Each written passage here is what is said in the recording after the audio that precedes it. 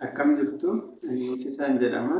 Akkuma beekamu gara yuutuubii qubee Generation Academic jedhuun barattoota kutaa 12 akkasumas kutaa 11 wantoota baay'ee isaan fayyadan hojjechaa turuun keenya yaadatama. Osoo qormaata intiraansiin qoramaniin dura akkamitti akka qormaataaf qophaa'uu qaban irratti ergammoo intiraansii qoramaniin dura deebii qormaataa hojjennee isin gadhiisaa turre. Har'a immoo akkamitti yuunivarsiitii filachuu qabdu kan jedhu irratti viidiyoo isin hojjenneerra. Isin immoo akkuma kanaan dura yuutuubii keenya sabskiraayib gochaa viidiyoon keenya yoo isinitti tole laayik gochaa akkasumas immoo hiriyoota keessaniif sheer gochuun akkana jajjabeessitan isiniin jenna. Har'a kallattumaan yuunivarsiitii akkamitti filachuu qabdu kan jedhu irratti odeeffannoo tokko tokko isinii qoonnaa jechuudha. Egaa akkuma beekamu erga intiraansii qoramtanii bubbuleera. Gaaffileen deebiin intiraansii immoo nus yuutuubii keenya irratti isinii gadhiisaa turre duubatti deebitanii ilaaluu dandeessu. Kanaaf deebii keessan sororfattanii osoo filannoo yuunivarsiitiitti hin deeminiin dura deebii keessan isarraa ilaaltanii sororfattanii egaa akka naannoo kam akka argattanii beektanii booda osoo filannoo yuunivarsiitiitti deemtanii bareeda. Maaliif dipaartimentii filachuu qabdan san filachuu barbaadan san yuunivarsiitii kamittan argadha kan jedhu baruudhaaf dirqama hagam yoon argadde yuunivarsiitii kamii dipaartimentii san argachuu danda'a kan jedhu beekuudhaaf dura maal gochuu qabdu?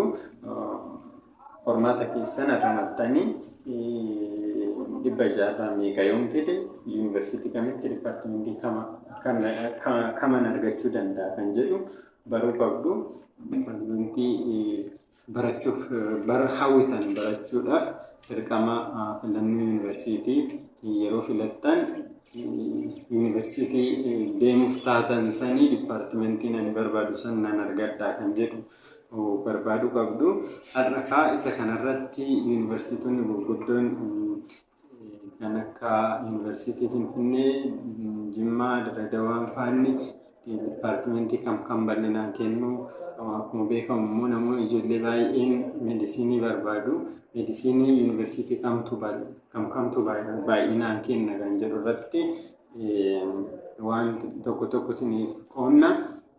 Har'a garuu isa dura har'a yuunivarsiitii Finfinneetti meedisinii akkamitti argachuu dandeenya? Dipaartimentii kamtu achitti bal'inaan kennama kan jedhu isiniif waan tokko isiniif qoonna. Itti aansee immoo yuunivarsiitii Hawaasaa, Jimmaa akkasumas Haramayaa hundumaa isiniif hojjennaa. Isin immoo akkuma kanaan dura yuutuubii keenya sabskiraayib gochuudhaan viidiyoon keenya yoo isinitti tole immoo laayik gootanii hiriyoota keessaniif sheer gochuudhaan akka nu jajjabeessitan isiniin jenna. Yuunivarsiitii kam yoo deemtan simisteera duraa fireeshmaanii akkanumatti callettanii barattu. Sakandii simisteera irratti kan filattanii amma fakkeenyaaf yuunivarsiitii Finfinnee yoo fudhanne simisteera duraa erga fixxanii booda filannoo 11tu isinii ta'a. Isaan keessaa namni tokko 9 qofa filachuu danda'a. Sababni isaas dipaartimentiin akka meedisinii, deental meedisinii fi faarmaasiin siyoosii qabu. Isaan sadeen keessa namni tokko qofa filachuu danda'a. Kanneen hafan immoo 9 keessa filattu jechuudha. Firii injineringii gosa 2tu jira. Inni tokko kan arkiteektii fa'aa qabu. Inni kan biraa immoo kan akka sooftiweerii, elektirikaalii akkasumas siviilii fa'aa kan of jalaa qabudha. Barataa baay'een isa lammaffaa kana barbaada. Isa AAIT waan akkasii jedhu kana tokko immoo ABC waan jedhu wayiitiin kan arkiteektii fa'aa of jalaa qabu kuni inni biraa injineringii gosa 2 kana filattu. Kan biraa veterineeriin hin jira. Veterinariidha. Sadeen dura isinii kaasee deentaalii, meedisinii fi faarmaasiidha. Azir heelziin hin jira. Azir naachuraal saayinsiin hin jira. akkas jedhee dipaartimentii 9 filattu jechuudha. Isaan keessaa ministeera itti aanutti immoo Azereelzii yoo fudhanne fakkeenyaaf dipaartimentii 5 jalaa qaba.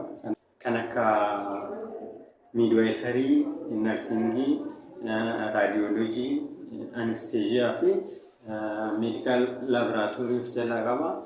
Kan biraa immoo amma fakkeenyaaf injiinaringii AAIT jedhu san yoo fudhanne elektirikaalii, siivilii, sooftiweerii injiinaringii of jalaa qaba. Dipaartimentiin baay'ee argachuuf xiqqoo rakkisu. Inni tokko meedisiiniidha. Kan biraa kompiitar saayinsiidha. Kompiitar saayinsii yoo fudhanne fakkeenyaaf parsantii 50 GPA'dha. Parsantii 50 immoo kan intiraansii qabxii intiraansii keenyadha. Isaan lamaan walitti daamee namni tokko 91 lamaa ol fiduu qaba. Isarraa kaatanii intiraansii amma kana yoom fide GPA amma kana yoom fide kana GPA kana ol fiduu nan danda'a jettanii haala sanii filachuu dandeessu. Kan biraa immoo meedisinii yoo fudhanne fakkeenyaaf meedisinii fi deentaalii fi dental meedisinii fi faarmaasiin akkuma dura jedhee siyoosii qaba. Namni tokko siyoosii irra taa'uudhaan dura meedisinii yoo fudhanne fakkeenyaaf parsantii 35 GPA parsantii 35 immoo intiraansii ta'ee parsantii 61 fiduu qaba. Namni tokko siyoosii irraa taa'uudhaaf jechuudha. Siyoosiin immoo parsantii 30 keessa qabama. Akka sanitti qabama jechuudha. Kana fakkaataa kan yuunivarsiitii Finfinnee jechuudha.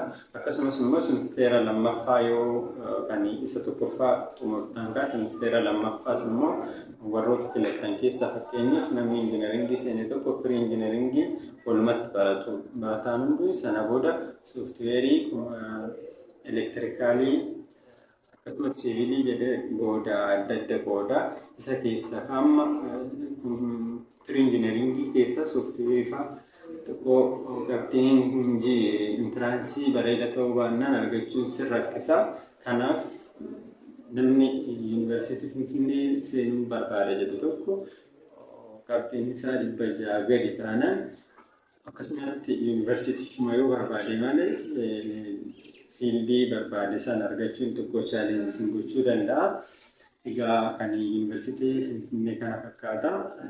Isaanii ministeera jalqabaa yoo xumurtan 9 keessa tokko fixxanii ministeera lammaffaatti inni dabartu. Ministeera lammaffaatti yoo dabartan immoo fakkeenyaaf yoo injiinaringii seentan pirii injiinaringii keessa filattu. Namni Azereelzii seene Azereelzii kan dura isiniin jedhe 5 san keessa filata.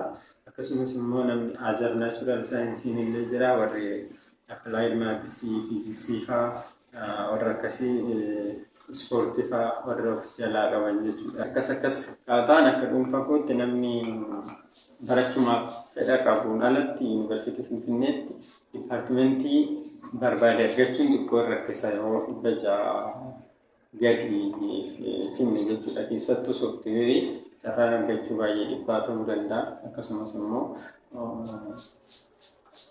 meedisinii fa'aa jechuudha. Kan biraa wanta adda godhu ministeera lammaffaa kana fakkeenyaaf namni pirii injiinaringii seene tokko ministeera duraa GPA'n 50 akkasumas immoo intiraansii 50 qabaata. Ministeera lammaffaa immoo warra pirii injiinaringii jiran kan akka kompiitar sooftiweeriin jira, elektirikaalii akkasumas siviiliin jira. Isaan san immoo kan filannu GPA ministeera duraatiin parsantii 50 kan ministeera lammaffaa parsantii 50 walitti dhaameeti. Kana jechuun intiraansiin ilaalamu jechuudha. Akkana fakkaataa yeroo itti aanutti immoo kan yuunivarsiitii Jimmaa yookiin immoo yuunivarsiitii Hawaasa keessa tokko isin dhiyeessina yeroo gabaabatti. Isin immoo viidiyoon keenya kun yoo isinitti tole laayik gootanii akka hiriyoota keessaniif sheer gootan akkasumas yuutuubii keenya sabskiraayib gochuu akka hin daganne isiniin jecha. Kanarraa isuma irratti xumurra waan akka isin hojjennu barbaadan yookiin immoo yuunivarsiitii akka isin hojjennu barbaadan komentii jalatti akka nu barreessitan isin jenna. Galatooma.